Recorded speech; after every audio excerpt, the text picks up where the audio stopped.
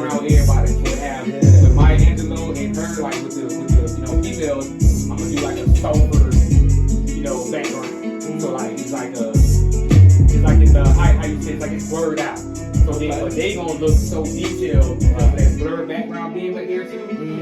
Okay. So that way when people look at it from a distance, it's gonna draw them in. You can't do that much draw them in, dog. Right. Oh, that shit came out good. Man, when I walk around, everybody like, oh my goodness. Bro, word. I'm trying to say, bro. Yeah, that fucking peace symbol, like everything, that came out dope. I'm the name. Like, that was my favorite. Yeah. And then when I was able to do this, it just stand out so good. I was thinking like a style like this too for the NFL. I like that style though. Everybody like that style too. But you see how it fit. It's dark. Everything else got a light shade to it. It helping to boom out. And that 23 just jumped. Like, you can't, bro. It's like a sticker. Yeah. And they ain't got that love like I do, bro. Yeah. That's why it's different. It's hit different because how like I love art. That's my shit. It's always been my passion. So to be able to like, hit it around me now, it's crazy. So it's like it's fun. And that fun is what keeps it, not only be exciting, but make it better. Right. Because like I'm like right now, I'm about to have so much fun, but it's like it's so exciting. Like I say, get into the and just transition out to being able to do some detail and stuff like this, and just that mindset and time. Right. But when you love it, it's like your focus like just draws into it. You know what I mean? It's like secondhand nature. You know what I'm saying? Oh my God! I can't wait. Let me get my picture. Ready to go in. And I'm ready to go in. Let's do it. Get my before. And then let's do it. I'm going to do just a little light line to start us off. Okay. Trying to get the flow. Okay. I'm going to kick it off. If you didn't know, now you know. Tune in to the host, Red Boy Jocko. Another episode. Smart choice. Got man in the building, man. Welcome back, man. Welcome back. Appreciate it. Happy to be back. Definitely, man. Yeah. Let the world know who you is. Well, for the ones that don't know, hopefully everybody do, but if you don't, I go by Relle. Y'all can look me up as D McCall Customs on Instagram. If you want to search me on any social media platforms it is, please, by all means, search me by my name, Danrelle McCall, DANRELLE, last name McCall, MCCALL. That's how y'all can get me. Pretty much, you do everything artist. I like it all. So y'all make me work. For sure. Hey, so for everybody who asks like who did my leg, everybody like I get a lot, like I say, I get a lot of people asking like who did my leg and everything. Yeah, like my whole leg, man. This man right here. Yeah. This man right here, man.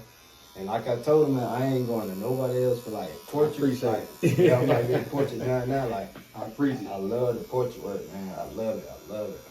Same here, man. Yeah. I'm such a portrait person, and this one right here is a blessing to me because it's one that I want myself. Mm-hmm. And to be able to do it, man, it's gonna go crazy. For sure. Everything you do go crazy, man. Oh, you know it, man. I be like, man. Yeah, like that whole little leg piece, man. It's crazy because like I tell people all the time, like that thing, it wasn't like a one-time thing. Like we had all the ideas together, like we came up with, like. During those meetings, like, all right, what if we do this here, or what if we do that? Yeah. And it's crazy how everything just tied together like that. It just looked like it's supposed to be there. That's the fun part of it too, being able to have that happen where, most people, man, they look at a sleeve or anything like that, for the ones that haven't been into it yet, they think that, okay, this happens in a day, or just, we got into that thing now where people are just so fast with everything. Mm-hmm. So we kind of believe that everything just happens like that, but, to be honest, the best thing for sleeves like that is the time. Mm-hmm. And a lot of times you're just talking about it and you're just figuring, you're like, hey, does this work? Does that work? To have an artist like that that's able to sit there with you and then have a person like yourself with those ideas, man, once you really connect them, that's when you get that nice sleep like how we got over there. And it just took time. Right. It's not like you knew right off back, hey, I want to put this here, I want to put that there. Mm-hmm. The feeling started to get right, you know? Right. You see what I'm saying? And then as you seen them come together, the happiness build. You're like, okay, well, I can do this one on that side. Yeah. I can put this, you know? And it just slowly but surely, it came to something that, you know, you just couldn't plan all in one day. Right. It's like a masterpiece that it tells your story. It's a happiness tool. It's something that, you know, as you go on, you're able to tell those stories of how you put this one together, you know, how you put that one together. Yeah. Yeah. So let's talk about how you got started tattooing. Well, I've been an artist my whole life. I at one point had no idea that art, you know, was really like a thing. I thought that everyone, you know, knew how to draw. I didn't know, you know, as a young kid, you know, coming up through elementary school, and I will always be drawing. I was the only boy in the house. I have 2 sisters. I have an older brother by my dad, but with my mom, you know, who I was raised with, I have my 2 sisters. So, you know, being the only boy in the household definitely was something that, you know, it kind of had my separateness in a way. And, you know, me figuring out things with, you know, being a boy is like I had my time. You know, my sisters, they, you know, they knew they girls. My mom is a woman. So, you know, they kind of knew their world, but with my world, it was like, you know, hey, I'm the boy in the house, you know. I'm supposed to just play basketball, I guess, and baseball and stuff like that, you know, which I played some sports growing up, but the art was always my thing, and it kept me calm, it kept me sane. You know, for me having that time of, you know, being as myself as a boy, that gave me something else to gravitate towards. And by loving sports and, you know, different things like that, I initially was drawing the people that I liked. I've always had a love for portraits. I didn't know it was going to be a thing. I had no idea it was even a thing at that point. But I always liked drawing people. And, you know, growing up, we didn't have any YouTube and anything like that. So my artistry was just something that was always there. I mean, even coloring, you know. And like I say, elementary, I had no idea it was a skill. When I got to middle school, you know, my teachers there, instead of just saying, you know, hey, this looks good, my art teacher was actually explaining things to me in an art way. You know, what fine arts is, you know, what, you know, portrait work is and things like that. And that's when my love even better grew, because now I have a little bit of understanding of what I am doing for all these years. You know, hey, this is actually a thing. Like, this is a prime part of art, you know. And as I seen that, I opened up my world. Art became more than just me drawing. It was like looking into stuff. You know, a building was art. A car was art. You know, when I understood the breakdown of what I was doing, which was creating something basically from nothing, right? Or like having a portrait of a person that you see and you're able to draw that on a piece of paper, so you turn it something basically essentially 2D to 3D. I thought it was amazing. Right. And that's where it really grew for me. And you know, I can also give credit to my mom's youngest brother, my uncle. He passed. I never had a chance to meet him, but I heard so many great things about him as far as with artwork. And I never was able to see any of it. You know, nobody had anything. My people's house, you know, I guess caught on fire, so it wasn't able to salvage anything at that time. And you know, back in the days, nobody had any digital cameras and all this stuff that they have now. So I felt like for me, I had this thing where I wanted to leave my legacy to help with my uncle. I feel like if my uncle was here, it's a lot he would have been doing with the stuff that he had access to now in art versus back then. So, you know, it was really just something, man, that, like I say, it started off just me doing it. I had no idea there was a thing. It just, I love to draw. And then as I got older, I started understanding more about it. And at this point now, I've been able to put it into a business and, you know, get those things out of it. Right. Yeah. Okay. So how long you been tattooing, like? So tattooing, man, I started when I was 18, 33 now. So I would get 15 years of tattooing. Okay. You OG in the game. Yeah, definitely, man. But you know, still learning. I tell people that all the time. it's just something that I love, and I love to learn as well. And I feel like with a job like this, it makes you learn. You know, everybody has different skin. You know, you learn a lot of things about how to operate and how to execute your things the right way. You know, so I think that was something also that kind of helped me to stay into it, because it was always a learning process. You know, it's not something you can just get complacent with. Yeah. So yeah, tattooing 15 years, man. Had no idea I'll be doing it this long. Yeah. So talk about that. Like, was that supposed to be like a hobby, or was that like something you wanted to do for? Like I say, once I learned more about art, as in, you know, different types of jobs and different things I was able to do with it, I started thinking about accomplishments in it. You know, like what else could I do? You know, what else breaks the mold of this art? And finding out about tattoos, when I first found out about it, I mean, as being a younger kid, you know, obviously I couldn't get a tattoo or anything, but it was exciting to see it. And to see it now is even more exciting because of the realism and things like that. And by me being a portrait person and loving realism, that kind of fed my energy. So it started off as, I hate to say a side hustle, but more or less an extra job. You see what I'm saying? Like just extra income. Right. Something with my art. People would always say, you know, well, artists, they don't have jobs for artists, right? They take time to make it as an artist. And I always wanted to kind of beat that odd.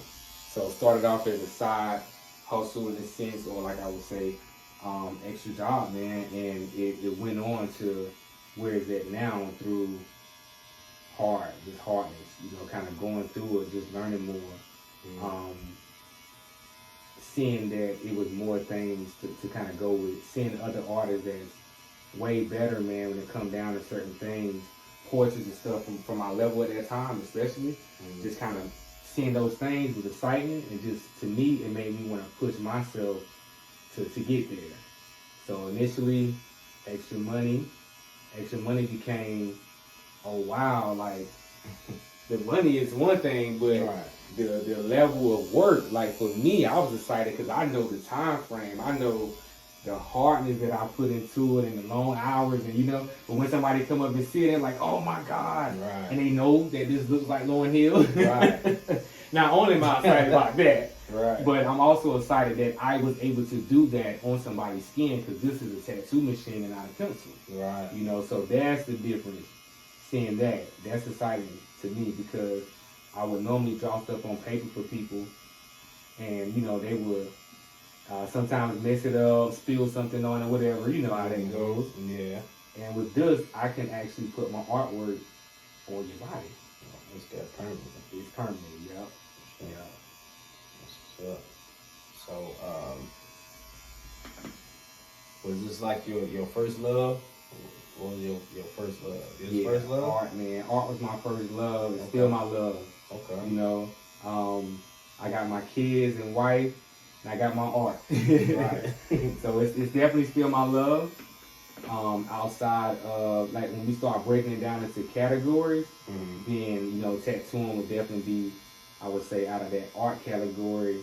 That's one of the first loves as a breakdown, and then I got painting, you know, the custom stuff. Yeah, but this one right here, I would definitely put it as number one, because it travels. Yeah, I'm gonna definitely put your paintings in the video, man. I definitely gotta check them out, and you sell them also. So before we head out, man, we're gonna make sure we get everybody, get your Instagram, Twitter, whatever you got, so somebody can contact you. For sure. Because the artwork is crazy, man. Like, I appreciate it. Crazy. Like, my logo right now is the table, you know, that you built me. So I love seeing it every time. It's crazy, man. Every time I see it, man. I get happy. Don't nobody see my leg, bro, they'll see the table, man. Like, I'll be like, man, it's the same person, but I like, man, he ain't here no more. So it's man. Good to be back, man. You know, it helped me to kind of elevate the mindset even more. You know, and I love my city, I love my state, And to be able to move from here and come back with an even better, mindset, an even better attitude, I mean, to be honest, it's even better work, right? Because when you feel good, it's just a certain level that you reach. Different than when you're around constant stress, or, the people that you're around is around constant stress, right? And it's just normal, we go through it, but it also makes us see things different. So as I went away, I thought about a lot from here, so it was always going to be a comeback. And to come back on a better note, and even now, I mean, to come back and do what's going to be 2 amazing portraits to start off, it's exciting. You know what I mean? Like, I get to come back and bring something, to the place that I love so much. Right. Yeah. So let's talk about the journey. We talking about you leaving and coming back, right? Let people know what you got going on. So I went out to Texas. A lot of the people here, they know my wife. My wife has family out in Texas. And so we made a move there to, kind of be back around my wife's family.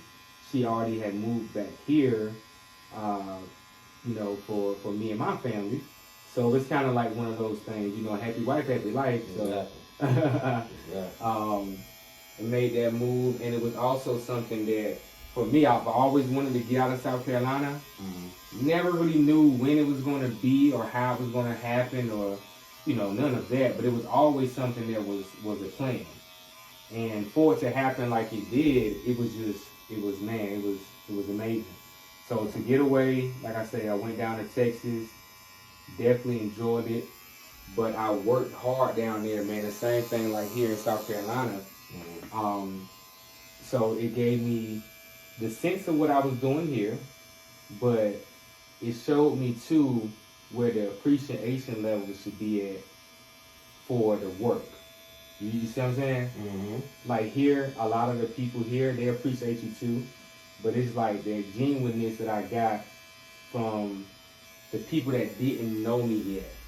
Like here, a lot of people know me, right? So it's like, you still get the same appreciation in certain ways, and but it's like that outside effect, it shows you something different when someone you just met at this point, and you haven't been knowing for 10 years, 15 years, when they explain to them, or excuse me, to you, how something made them feel that you did, it's like, dang, like you do that, right? Because you've done it where you was, but it's like, man, a whole another city. Yeah, now. So that's crazy. Like, So now you really get to see it, Right. Yeah. So that made me even more excited about, whenever returning here to my state, because it's like I can really, like, these people here know me.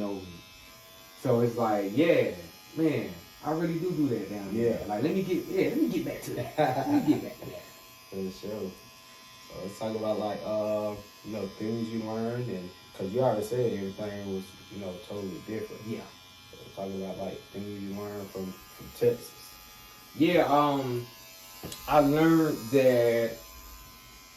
I know you hear it a lot, man. It's kind of cliche in a way when people say it's more to life, right? But I mean it is. I've been to other states before, but I haven't been able to actually stay in one of them. So to be able to stay in that state, to be able to work in that state, have a life there. My kids is there, everything. So to have a life in another area where they think different, they move different, it's a lot of the same stuff you have here, even with the crimes and everything like that. But it's a lot different too, because there's so many different types of people. So for what it taught me, I feel is, like I say, it's more to life. And you're also able to see the effect of people coming together. Here, we know how it is in South Carolina. We've had a KKK rally, so just kind of seeing things like that. Racism follows you everywhere you go, but in an area like Texas, by being so many different types of people, it's a different way that it's handled. And, it taught me something to bring back here to the South, because I'm different here. You know, a lot of us that are black, you know, being here, not to separate anybody, but we're able to, we have to, in a lot of senses, walk a different path and do things different. So being out there, you following the same things from a place like this, but it opens you up because when you go in a Walmart down there, everybody don't just stare at you. Right. I'm around all my peoples here and they're the same color and they stare at me more sometimes than I go in Walmart. You see what I'm saying? So there it taught me like your differentness is important to you, but it's important to other people too when they allow you to have it. Right. You know, the motto from where I came from in Austin is keep Austin weird. Okay. That's their motto. Okay. You know, explain so that. You see every different type of people. You know, you see, like me having dreads and tattoos and piercings in Texas is not weird. Okay. It's like welcome. You know, here you get the stares, you get the, you know, it's been common now because I've had piercings for so long. Everybody know me now. Okay. But you know, you still get it for especially the people that don't know you and stuff like that, which to me means no harm. But you know, to go in an area where everything is accepted. Not saying that it's accepted where it should be or not, but when you don't have to hide you being yourself. Right. It's perfectly fine there to be whatever weirdness you is. If you got purple, blue, red, green hair at the same time, you know, you wear your Doc Martens and stuff like that. You might wear your cowboy boots with your sweatpants. Okay. It don't matter how you shake it up. Yeah. It's perfect down there. And you know, here you have to be something. Right. You gotta wear a certain thing. You have to dress a certain way. So it taught me how to enjoy what you are doing in your life, because it's more to life than worrying about what this person think about this, that person think about that, right?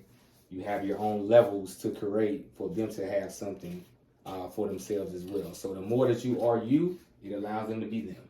The more you try to be like them, then there's a lot of the same people walking around here, which we don't need no more of that. Right. Yeah. That's what's up. Yeah. Okay. Talk about is the business like any different between Columbia and shout out to Austin, Texas too. So yeah, for sure, man. Shout out to Texas. Yeah.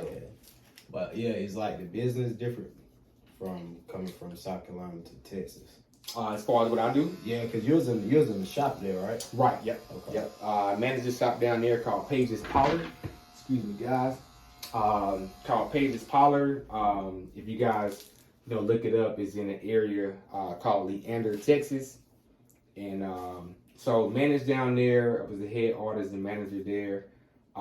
Definitely different. Again, not to separate black and white or anything like that, but primarily here, you guys know, for people that know me, I tattoo a lot of black, Mexican, just from the areas that I'm around.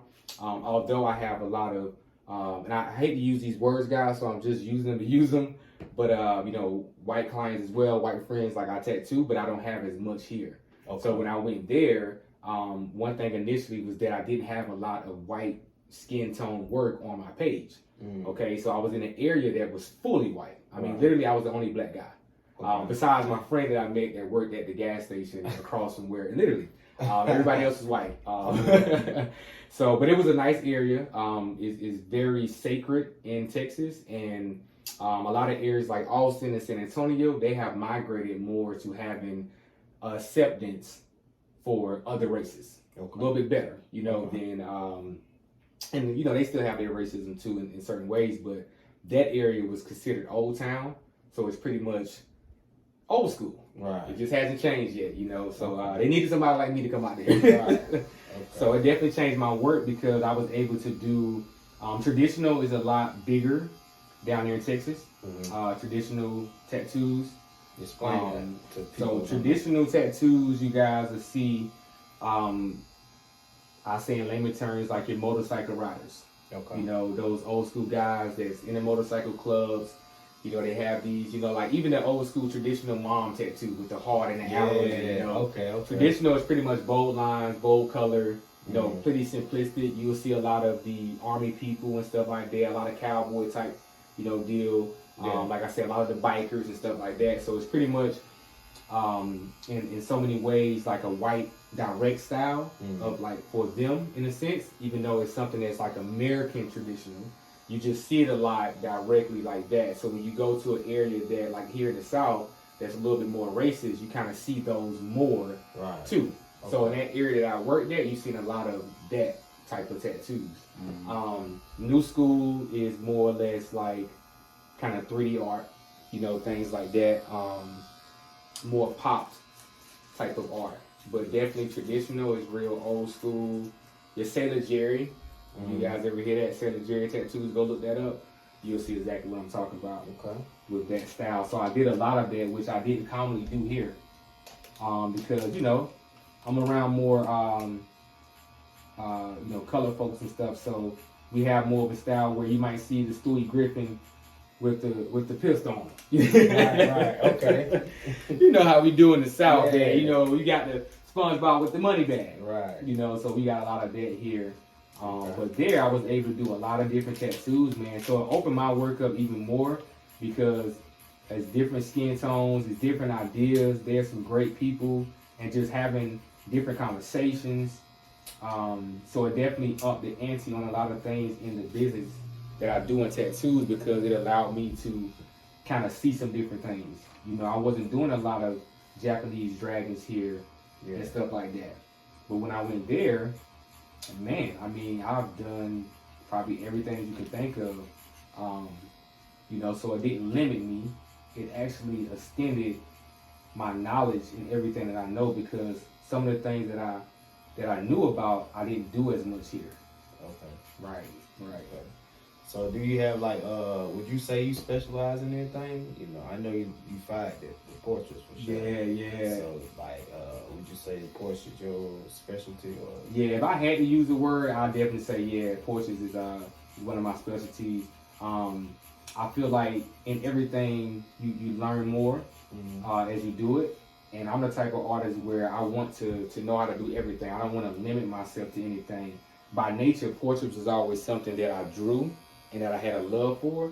So I was definitely excited to be able to do it with a tattoo machine, you know, and now understanding how powerful it is to be able to do it with a tattoo machine.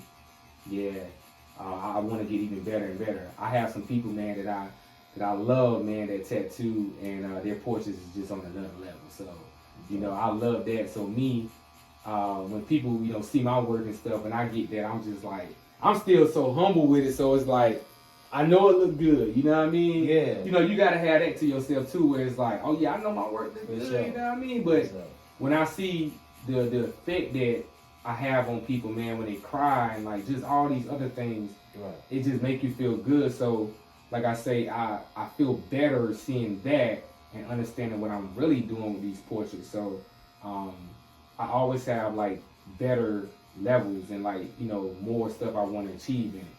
So I'm gonna look at this one even and I'm gonna say, okay, I got more to do on them. I'm gonna make that one even better. Okay. And I'm gonna come back and make that one even better. So I always try to like push myself to get better at it. So I try not to say I specialize in it, but when people see it, man, you know, like they know.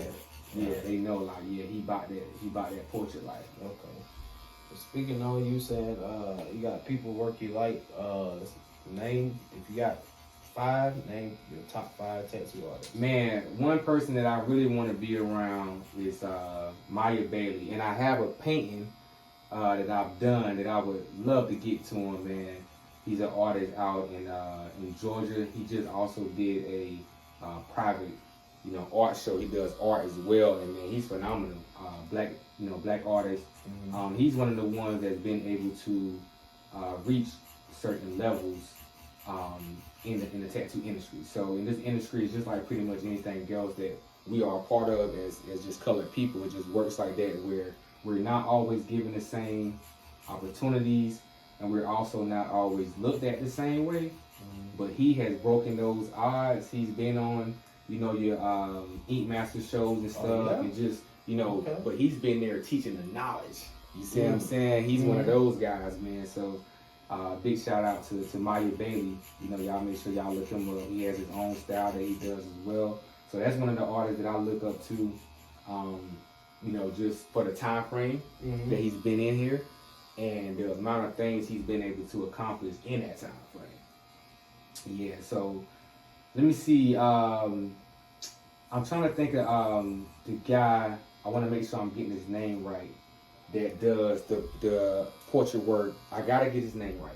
So I'm not gonna quote it right now, but I think also too a lot of people have seen K Cutter, which was on Eat Master.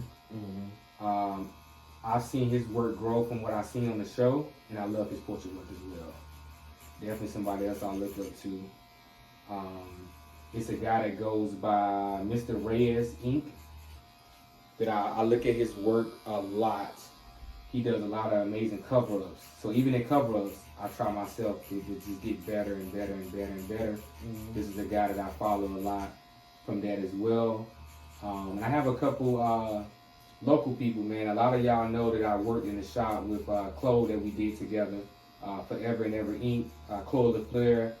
A lot of people know her around here, man. Like, I love her to death, and her work as well.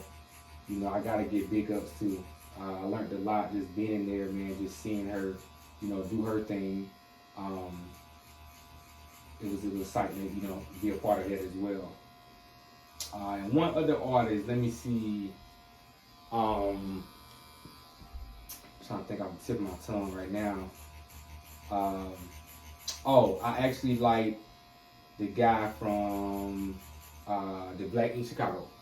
Four? Okay. Yes. Oh, okay. Man. Yeah, Four. Bro, I follow him on Instagram. Yeah, he snaps. Yeah. He snaps. So yeah, I definitely like his work as well. So it's a lot of other artists too, man. A lot of them that I don't even catch names. I'm on Instagram. I'm just going through flipping, and if it's somebody that I find that they post a lot or they do certain things that I like portraits or something like that, I keep on with it. Okay. Alright, so alright, we got your top 5 artists. Let's do top 5 people that you actually want to tattoo. Oh man. They don't have to.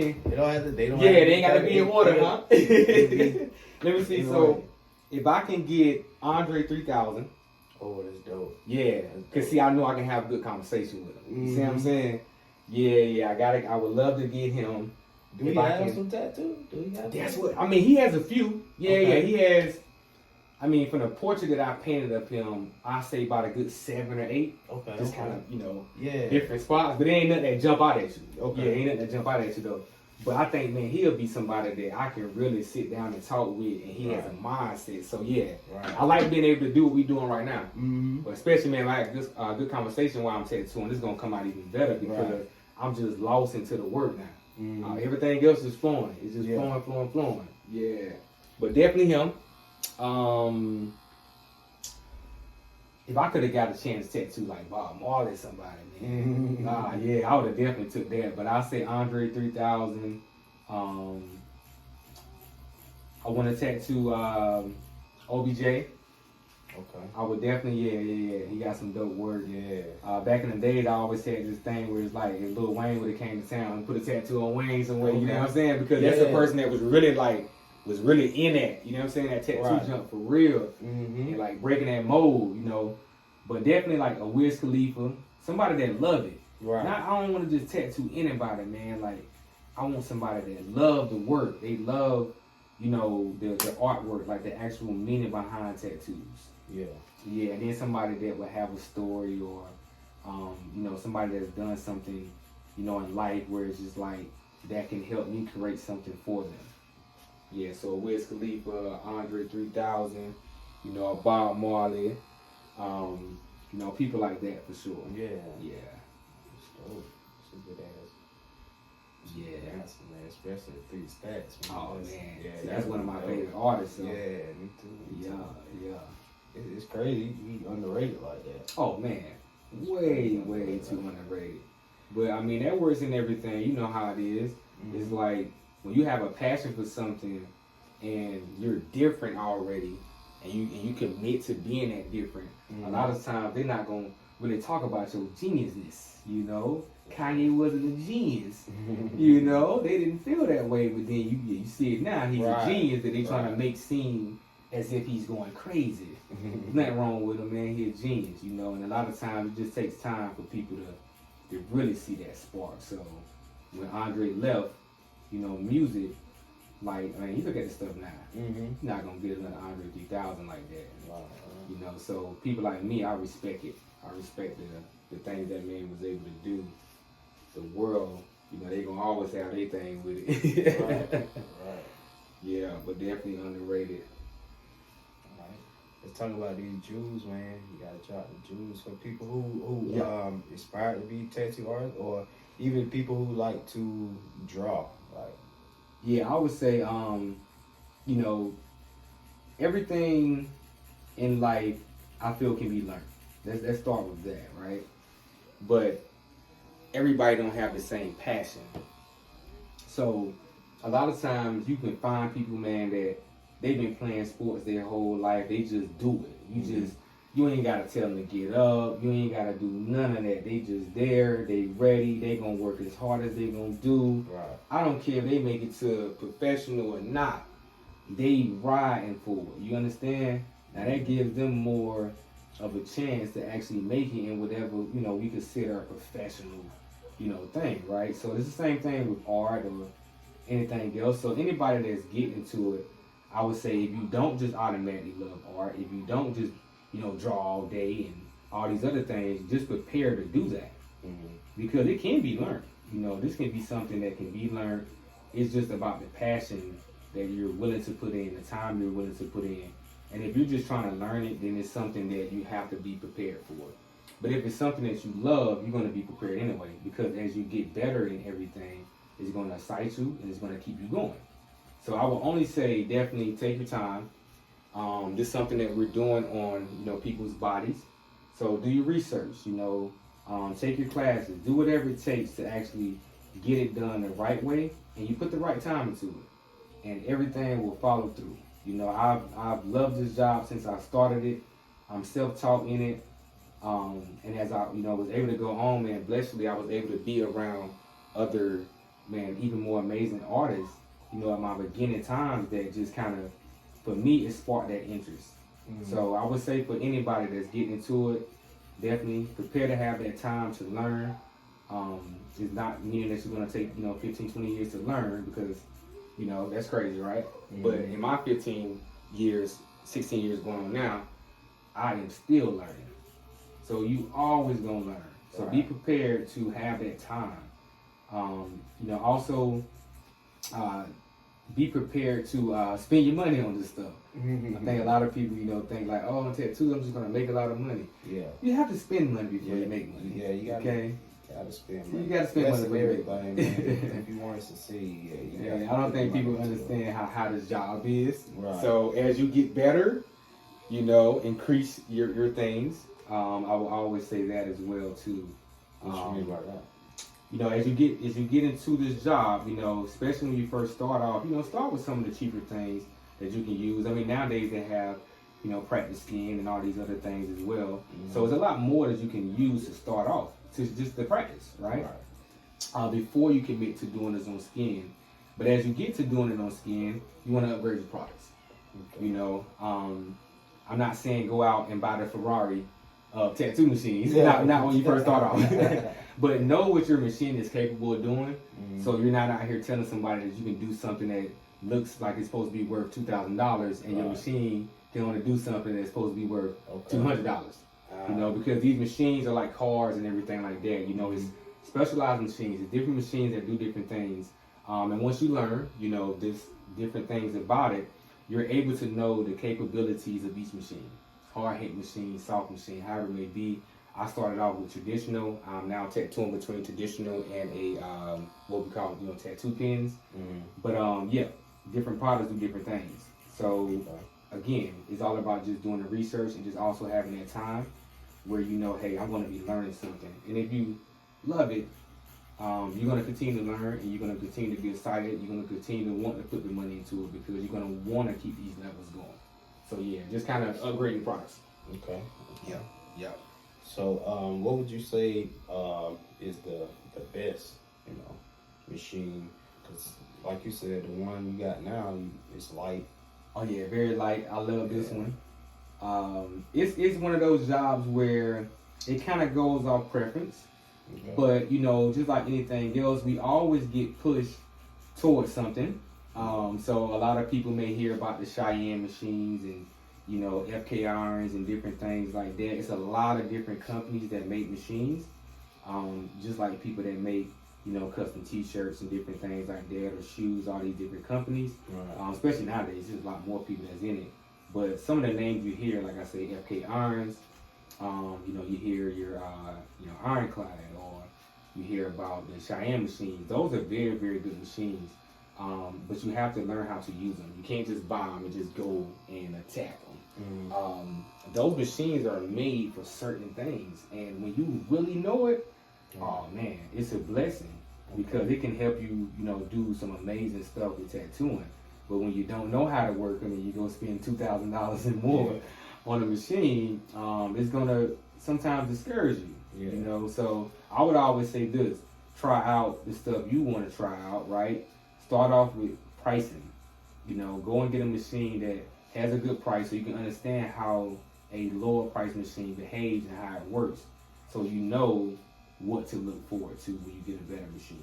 You know what you want to have to work better. If you know you can't get your lines right, and you know, hey, well, I've been learning to keep my hands steady. You know, what's going on? You need to find out what machine you need.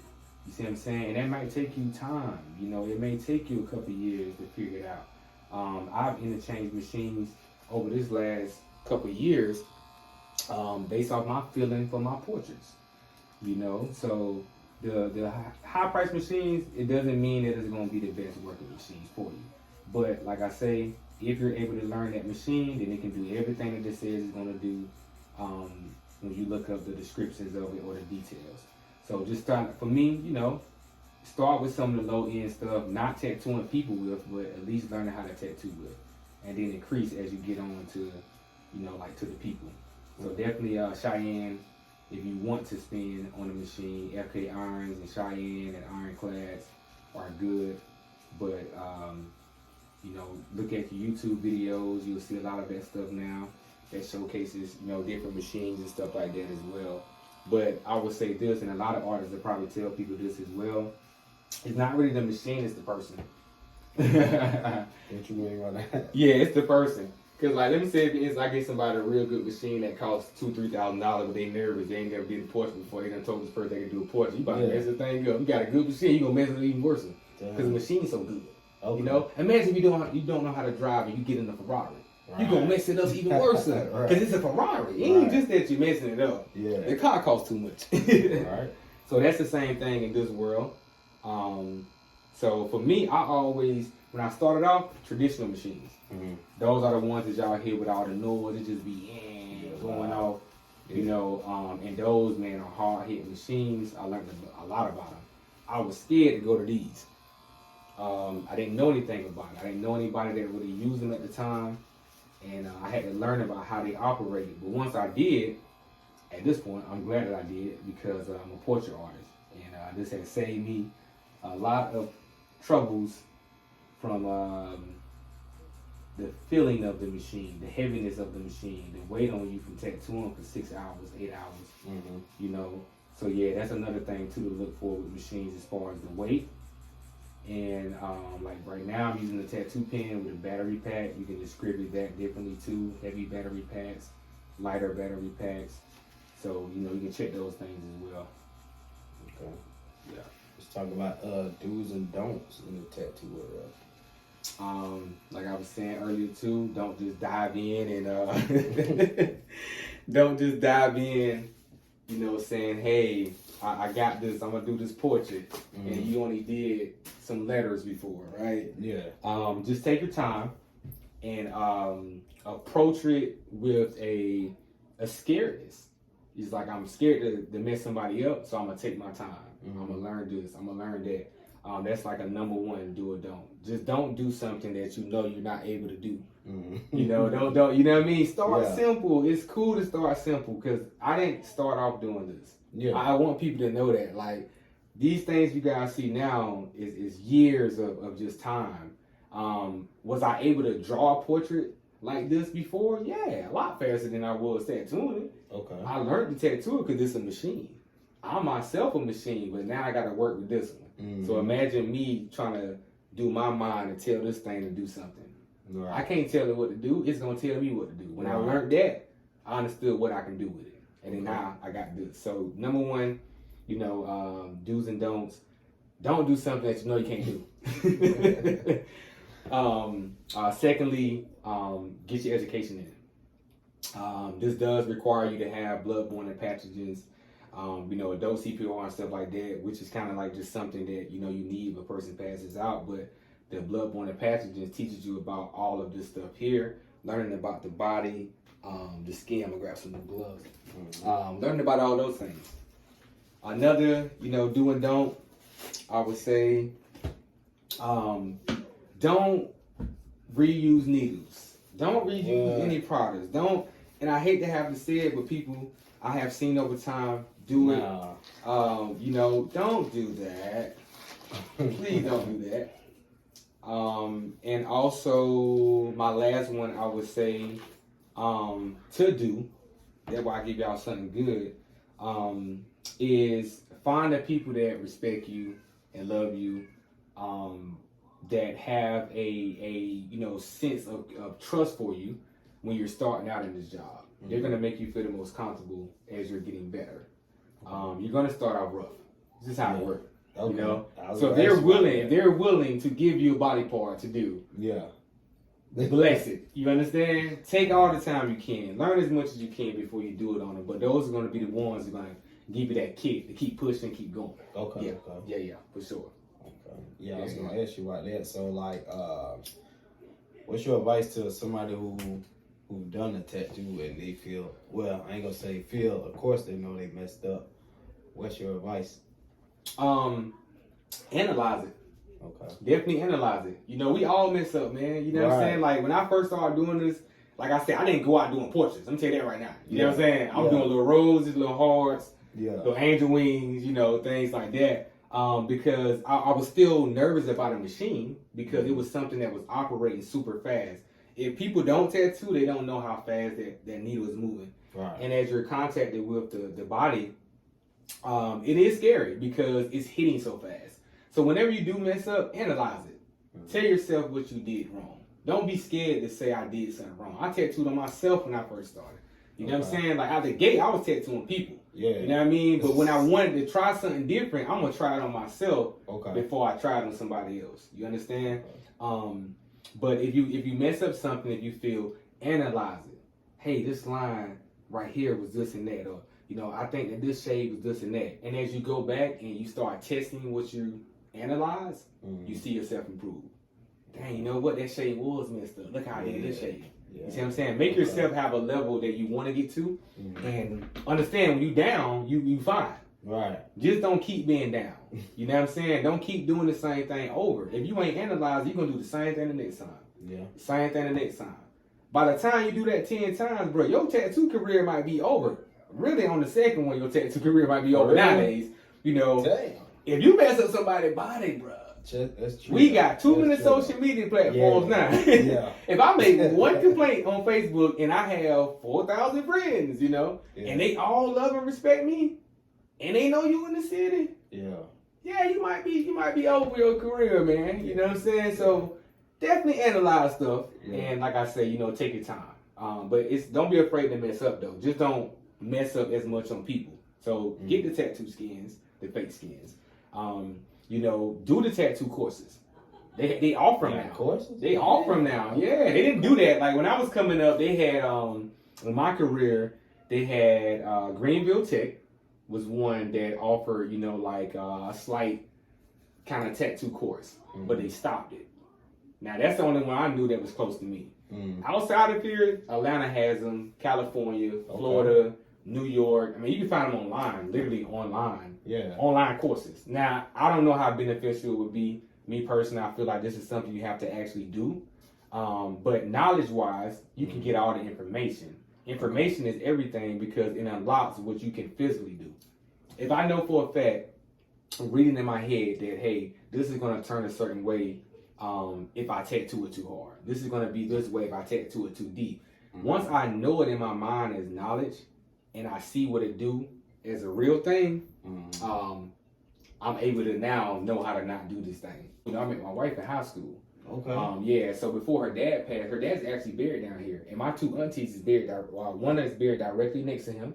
And then my other auntie is buried, I guess you would say, well, I guess it'll be in front of him because his headstone is here. Okay. Then the grave, then my auntie is like right here. Man. That shit crazy, bro. Y'all knew that? Yeah. No, we ain't know that. That's crazy. I didn't even know where her dad was buried at. Yeah. So when she went out there, bruh, you know I proposed to my wife at her dad's gravesite. Nah. Yeah. So, okay, I had this whole thing planned out how I was going to propose to her. You know what I'm saying, bro? I had to call this company, man, do the horse and carriage thing. I didn't even know we had it in Columbia, but we got it downtown. Nah. Yeah. Okay.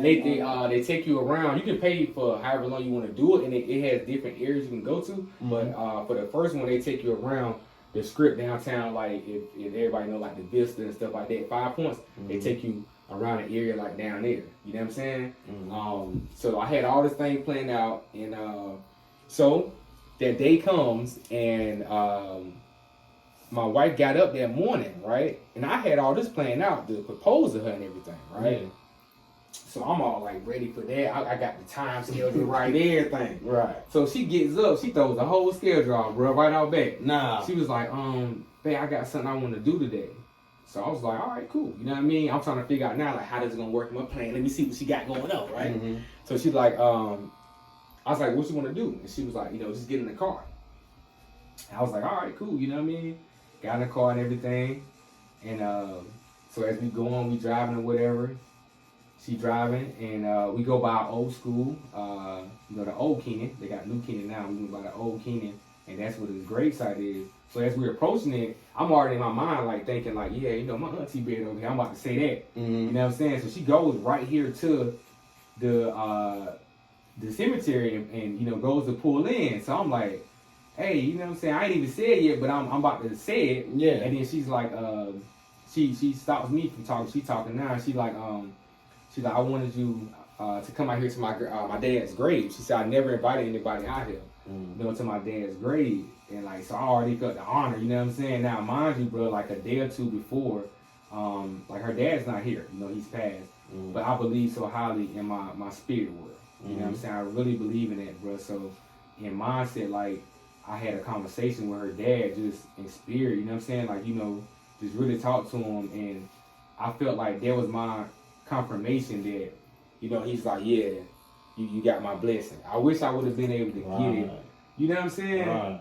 Like while he was here, man. But I just felt something with that because for her to just, I don't know, bro, just like want me to come out there to her dad's grave, it was crazy. So as I'm out there, I'm thinking to myself, I'm like, man, this gotta be like my confirmation. Like this is too perfect, And how she felt about her dad, dude, like her dad is like, when I say a stand-up guy, like everybody I've met that talk about him, like they speak about him like up here. Okay. I want to be that. Okay. I want to have that knowledge. You know what I'm saying? I want to have that type of feeling, from people. But, and I'm getting more and more of that, man, just by being a blessing to people. That's her dad right there, bro. Like he helped bless so many people and just him being who he is. Like, so by having a good dad like that, this is somebody that, taught her what she's supposed to have. This how a man's supposed to treat you.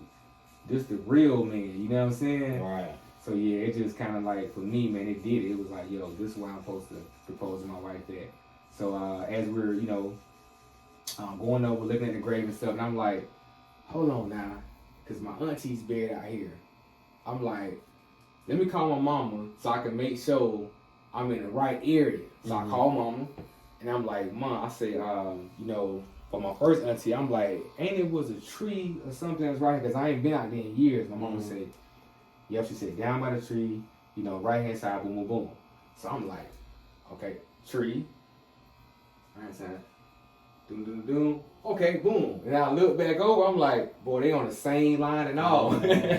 So it's a road in the middle. Yeah. And it's her dad's grave, then it's like one grave, and then it's the road, then it's my auntie grave.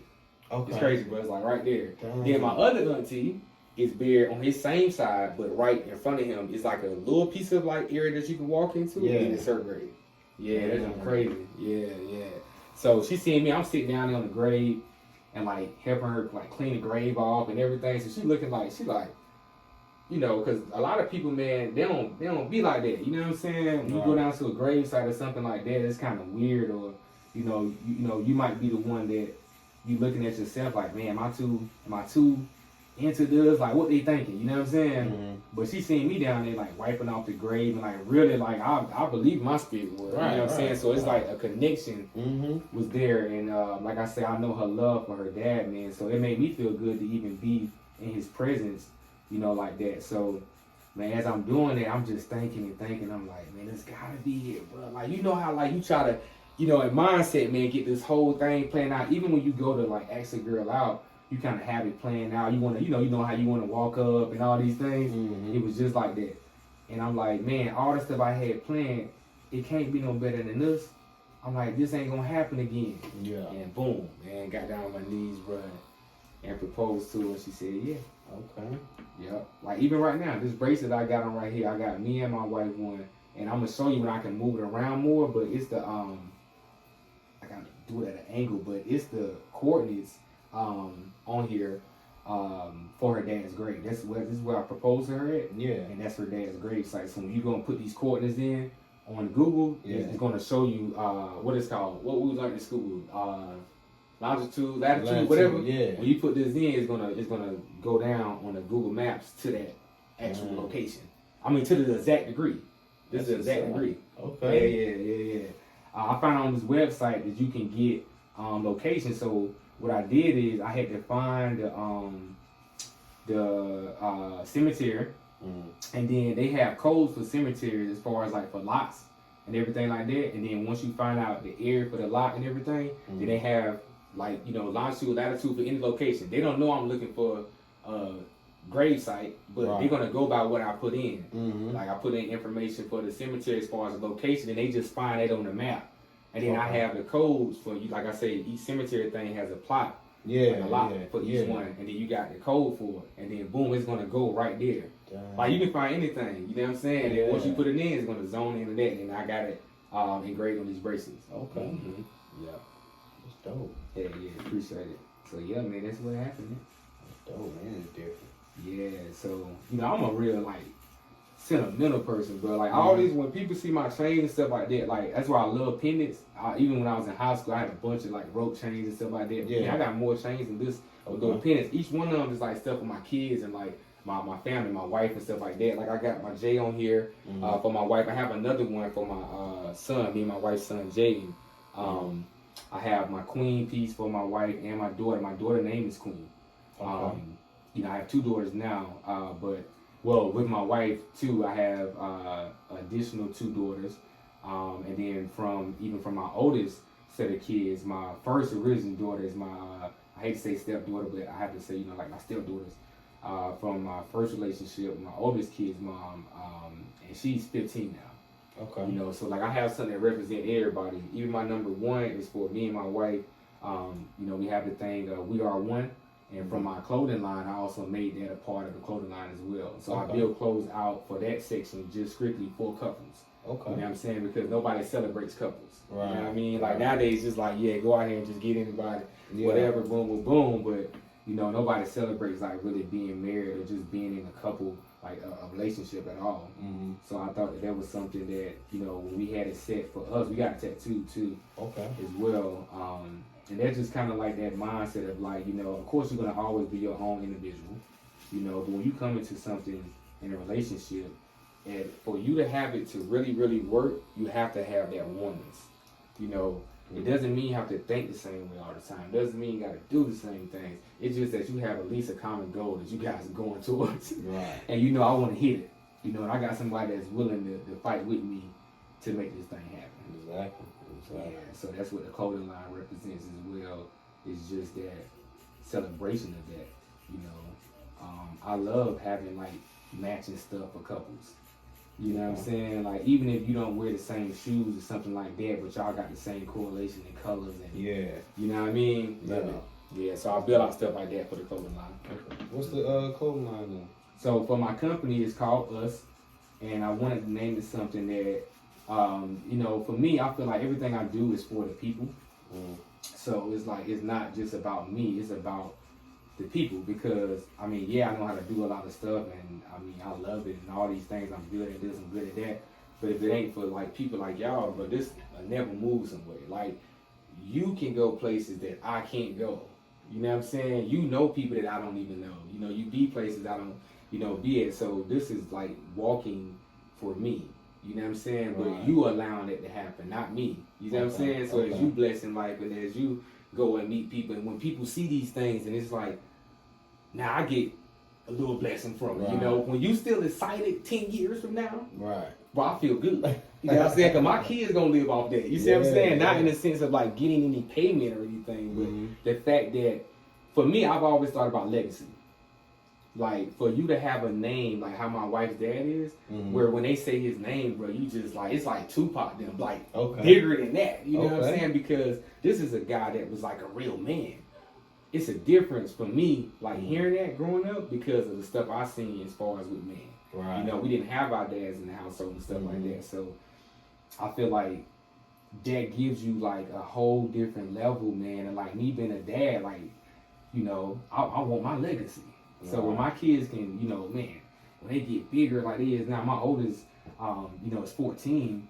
For them to be able to hear about things that their dad done, and like have people to talk about that. And I'm not the one that's talking about it. They doing it. They happy about it. They're excited about it. You know, that walks with me forever. For sure. I cannot do anything but be excited, man. Yeah. Definitely. It's a good way to live and anything, though. Oh, yeah. That's how I feel, though. Like, especially you got kids, man. You gotta have some type of legacy, or leave them something, or something for them to go by or remember you as. Yeah. I think it's especially important for us as fathers, you know, whatever race. Just definitely, man, fathers, because our aspect isn't really there as often. You know, it's not really talked about. It's not something that you see on TV a lot, in a good way. You know, a lot of things you see is kind of like it breaks you, or at least the mindset in a lot of ways, you know, thinking that, hey, man, like, is it anything good that we do? Right. You know, so I love to see, you know, positive men, you know, like I said, whatever race, you know, just in general, man, being dads. You know, I had a guy that came by and delivered the furniture the other day, and I don't know if he's a dad or not, but he just as a man, he was, you know, he has his own company. And, you know, just being able to speak to another person that was, like, doing anything like that was just important. So, like, my clothing line and my company itself comes from that, you know, like, not seeing a lot of the stuff as even just a black person that we should have. You know, and me understanding, hey, I can make a difference in that. So, again, with you guys being able to help me with that by, you know, walking this art for me and, you know, talking about me and helping me keep that legacy going. Like, I named this company for y'all. You know what I'm saying? Like, undeniable success is what it stands for. Undeniable success. That means to always, you know, persevere, go for what you want to go for. It's, you know, like people say a lot of times, you know, it's not, you know, just a race. It's like, it's the marathon. You know what I'm saying? It's the constant going of it. And I feel like that's something that's going to live on even without me. And, you know, when I meet people like y'all and like you doing things like this now, man, these are things that's gonna always, you know, continue to get better. So that undeniable feeling of just like, I'm going for it. You know, like, I got this. Like, I know I can do this. Like, when you see it keep progressing, and I tell people, success is a mindset. Okay, so the more you see that and the more you do that, you know, you possess even more of that mindset, right? And then again, it just feeds back to, you know, people like me, people like you that's helping each other. So that us was just a factor that I always wanted, because I love unity and I love helping people. So I was able to name it, you know, something that was beneficial to myself and others. And so I initially started, you know, doing my clothing line to get the name out there, you know, so people can understand what the two letters mean. And as I did that, you know, because I build clothing and stuff like that, I've done this for a lot of companies. And so I was finally able to, like, really just kind of horn down and do it for myself. And man, it's been amazing.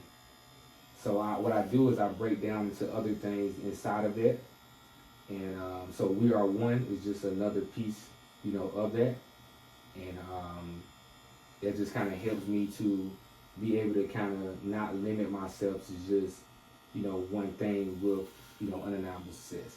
I wanted to be a range of things that just kind of help govern us in a sense of just like a controller mindset. And by me naming it us and having other people involved into it that's doing these, incredible things and doing podcasts and stuff like you're doing now. Like I have people at this point now, about 14 people that have undeniable success tattooed on them. So like this is like a thing, bro. Okay. It's like it feel like the Nike, you know what I mean? Yeah. Like, yeah. Because it walks with everybody else just like it does with me. The more that they do, I speak on y'all the same way that y'all speak on me. Trust. Okay. You know what I'm saying? Like I promise you, man. Like, I'm true to that. Because again, I feel like we're all creating a legacy. If I can help somebody else's legacy live on, I got you. I got you, bro. Sure. Forever. For sure. For sure. Yeah, that's what's up. That's some big shit. Like, yeah, it got real significance to it. Right, You know what I'm saying? Yeah. I feel like, we put so much into life. Everything is life, right? Mm-hmm. And we breathe life, we pay for life, we inspire the life. And for a lot of us to see a constant success of somebody else outside of you, it kind of makes you wonder, will you ever have a success, right? Mm-hmm. So if you keep seeing Tommy Hilfigers and polos and things like that, and it's not really your homeboy doing it, it's hard for you to think that it's possible. Right. So my undeniable success mindset is to, regardless if you don't see it or not, you have to be one of the people. So you can make somebody else see that it's possible. Right. So your undeniable success is going to be something that helps spark theirs. As you help somebody and I help somebody and this person helps somebody, we just all united. So it's us. You get what I'm saying? Like, we all there. You know what I'm saying? We all pushing. We all trying to, get to something, man. I love people that's going after things. So I feel like they help me to push. When I see y'all doing something else, man, I love it. Me and you have conversations all the time, man. Every time, like, bro, you done became one of the best people I done met in my life. I'm talking about in the shortest span of time for people I've been knowing 15, 20 years. You know what I'm saying? Like, man, I brag about you, bro. Like, I really like to see people, doing something and, like, taking that initiative. Mm-hmm. You know what I'm saying? It's just, like, it's something that excites me because, like I say, we get to walk with each other.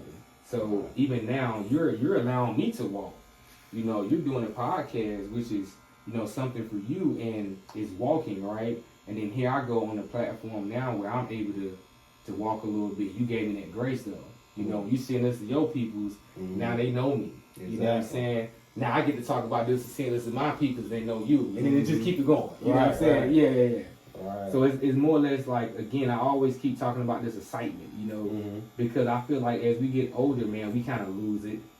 We get wrapped up in work, we got kids, you got to go to the grocery store, all these other things, man, you kind of lose that aspect of really having that excitement. But when we have these things, it's exciting because it's exciting for me to be able to tell somebody when they start talking about podcasts, my boy got this podcast, you know what I'm saying? Yeah. I get excited with that because we know somebody in that thing. Exactly. We know one of the Tommy Hilfigers, man. We got to get to that point, so I want us to be that. So the clothing line was pretty much like that. It started off as a way to get the name out more. They can understand what the name means. And then, this unified together as something that I was able to find different ways to kind of throw my messages into the clothing. We did a drop for when they had the whole, blackout thing or whatever that was going on. And I originally made this design back in 2014, 2015, which I made a post about it and stuff on Facebook and everything as well. And so when we had that blackout period that happened, I was telling people in that post at that time when I made it and I did the design, I was like, we have to get together before we're blacked out. So it's not just a black thing. It's a blacked out as far as we all missing knowledge because we so used to fighting each other, fighting over this color. You know, this person ain't this race is that. That we done separated so much from each other as humans, like we don't have no cause no more besides arguing and fighting. It's just like it's so normal. You know, us is something that's supposed to bring people together. I want that to be for everybody. It ain't just black folks. You know, so when I did the black design, the acronym of it was for being loyal and connecting knowledge. You know, so man, we dropped that and I mean, it went crazy. You know, at this point now, all shirts are sold out. I had a few left, I think, because I did some baby shirts and everything as well. We got some good pictures of it. I will always, you know, have that design available because I'm going to push it back out. I have it coming back out in a minute. But it was definitely something that it kind of broke a mold in just where we was at with the whole black thing because it's kind of like we unified other people together to the understanding of like being loyal and connected knowledge and not just being black, but making everybody black so we're not blacked out in the sense of not having any control over what the human race is because we just fighting and killing each other versus understanding we can help each other and you can have 1,000 more or 1,000,000 more Tommy Hilfigers around you.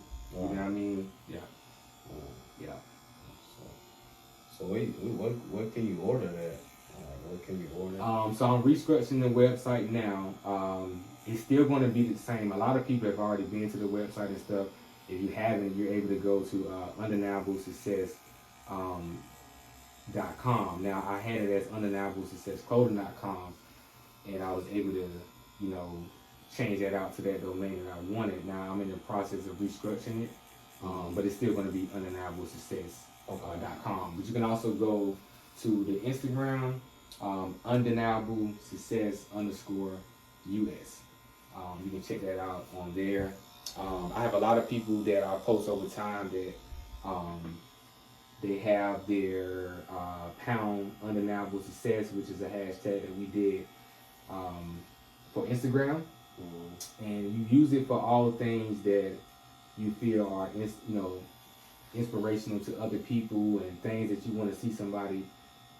You know, kind of that you want them to see that you did it, right? Not in a way that you're trying to prove anything, but more or less like, hey, you know, at this point I didn't know this, but I learned this, and look what I'm able to do with it.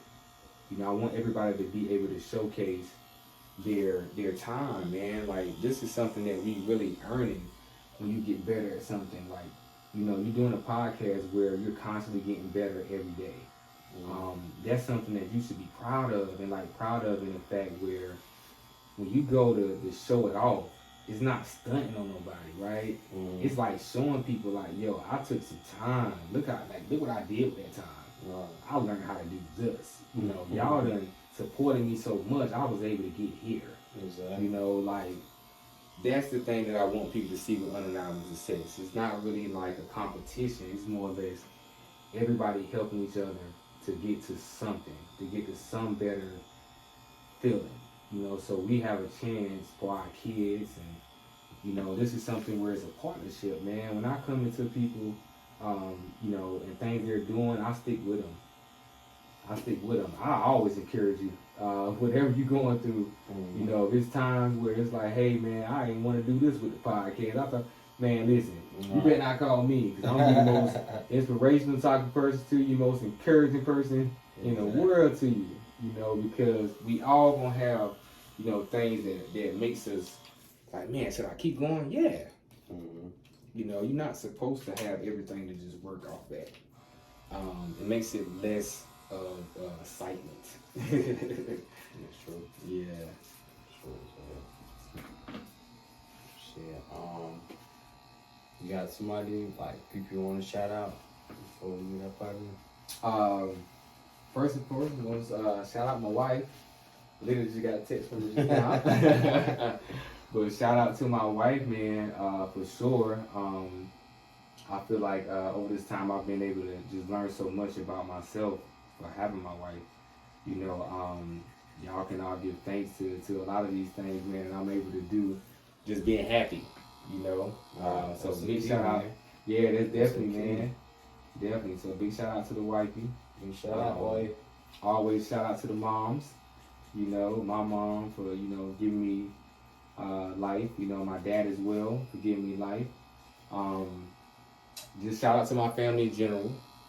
For the people that I was able to meet in Texas and, you know, have those experiences with, man, for the time I was there. Big shout out to all of them. I have a guy I met named Rudy. He's a rapper, man. He's from Louisiana. If y'all look him up, it's Rude Boy the Shotter. Okay. All right, Rude Boy the Shotter. I'll give it to you too, so we can put it somewhere. Yeah. When you post it, man, y'all please go check him out, man. When I say, bro, one of the dopest artists, man, it's been a blessing. Y'all please go check him out. He has a lot of stuff on Apple Music and stuff. He just dropped another tape. He just dropped his double XL, you know, shoot and video as well. So y'all guys definitely, man, go check that out. So man, yeah, big shout out to Texas. And everybody who rocks with Undeniable Success, man, everybody who has contributed in any way to my success as far as even like now, man, allowing me to do some work on you, allowing me to have good conversations, you know, allowing me to be around your family, you know. Big shout out to y'all, man, for, you know, like I say, just allowing me, man, to keep walking and keep learning, keep having experiences for me, keep having experiences for my kids. One of my sons is in the other room right now with your son, so, you know, again, man, just I appreciate y'all all. Big shout outs to all of y'all. And, yeah, man, big shout out to my kids. Shout out to the kids, man. Oh, yeah. For sure. I got a couple more, man. One time for Chloe Flair. I always have to throw her in some way, man. That's my girl. I wish her the best. I know I believe she's moved out of the state as well. I don't know exactly where at, but I know she's still doing her thing. Okay. So, you know, big shout out to Chloe. Big shout out to my boy Sam. You know, Sam AOG. Sam be mixing. Y'all make sure y'all check him out as well. If you need any good mixing and mastering and recording and all that good stuff, my guy is the guy, man. So big shout out to my boy Sam. That's pretty much it right there. It's all a shout out. Yeah, that's pretty much it. Man, before we get out of here, man, I appreciate it.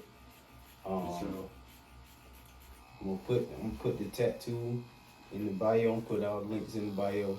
Definitely go check out us, Undeniable Success. Make sure y'all cop something. Appreciate it. All right, we're gonna holler at y'all on the next tip. Oh yeah. All right.